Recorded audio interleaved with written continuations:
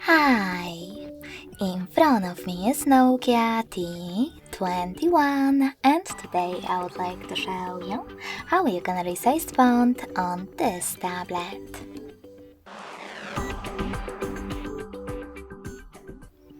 You need to begin by opening Devices Settings.